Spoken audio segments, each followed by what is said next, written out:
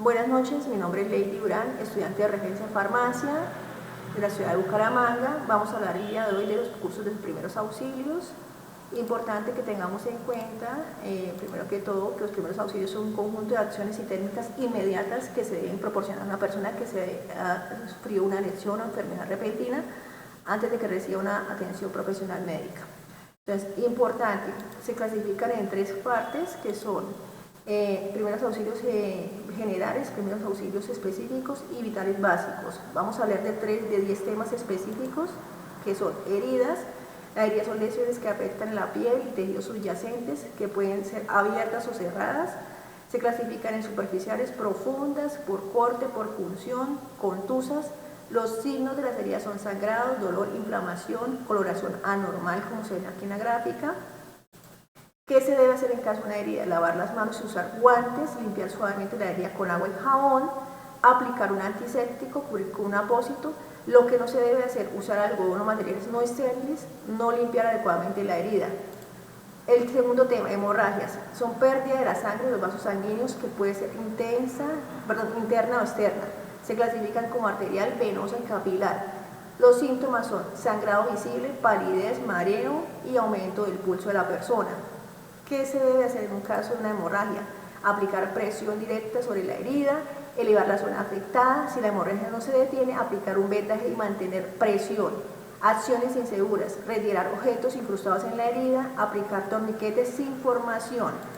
El tercer tema es la obstrucción de vía aérea o base, que significa obstrucción de la vía aérea por cuerpo extraño. Significa que el bloqueo de la vía aérea que impide la respiración adecuada del paciente se clasifica en parcial y total. La parcial, donde el paciente puede toser o hablar, y la total, donde el paciente no puede ni hablar ni toser. Entonces, importante los síntomas y signos: dificultad para respirar, tos ineficaz, cianosis facial, pérdida de la conciencia. ¿Qué se debe hacer ante un caso de obstrucción a vía aérea? Entonces, si es parcial, animar al paciente a toser. Si es total, ejecutar la maniobra de Henry, que es la compresión abdominal. Las acciones inseguras, dar golpes en la espalda sin control, intentar mirar por dentro de la boca del paciente no se debe hacer. Seguimos con el cuarto tema, que son las quemaduras. Entonces, son lesiones en la piel causadas, en este caso por contacto de fuentes de calor, electricidad, químicos o radiación. Son de primero, segundo y tercer grado. Las de primer grado son las que afectan a epidermis, segundo grado epidermis y dermis. La tercer grado afecta todas las capas de la piel, que es la necrosis.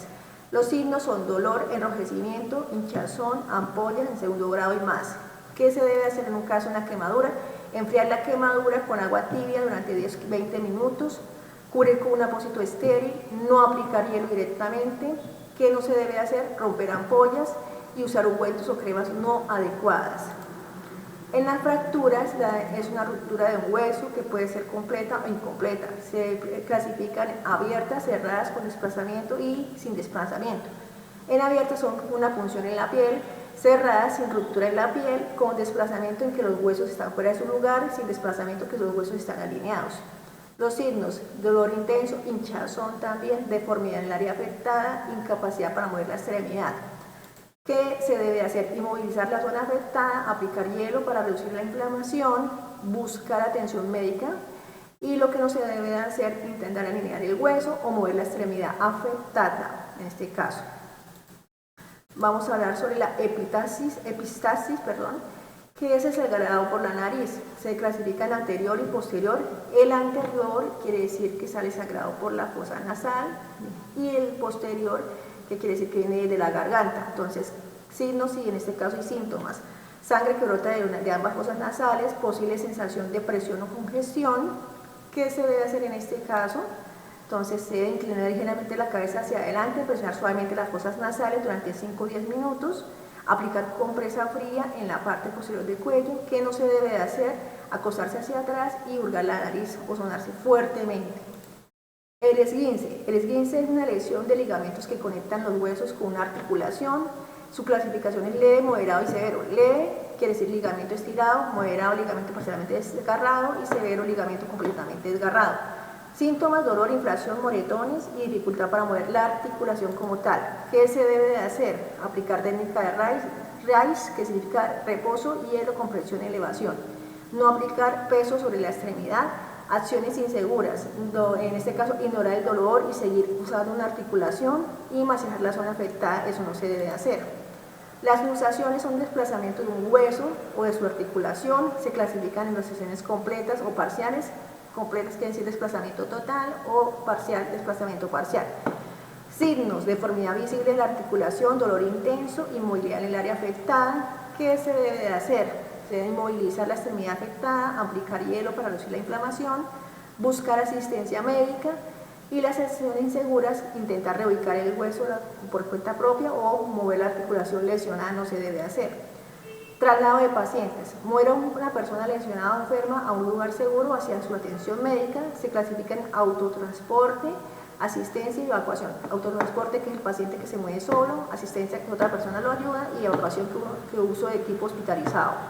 Signos: imposibilidad de moverse por sí solo y dolor intenso en las lesiones graves.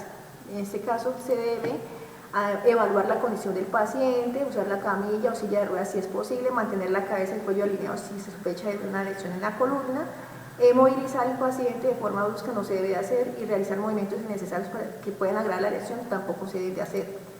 La amputación es una pérdida de una extremidad o parte de ella. Amputación traumática o quirúrgica se dividen en dos: la traumática por accidente y la quirúrgica realizada por razones médicas. Signos: sangrado profuso, dolor intenso, shock. ¿Qué se hace ante una amputación?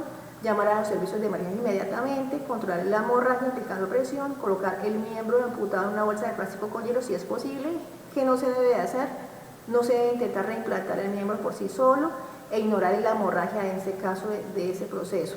Entonces, importante tener como conclusión que con esta información podrás tener una comprensión sólida de cada evento y cómo actuar de manera adecuada. Recuerda que en cualquier situación de emergencia, lo más importante es buscar ayuda médica profesional lo más pronto posible. Muchas gracias por la atención y que tengan una excelente noche.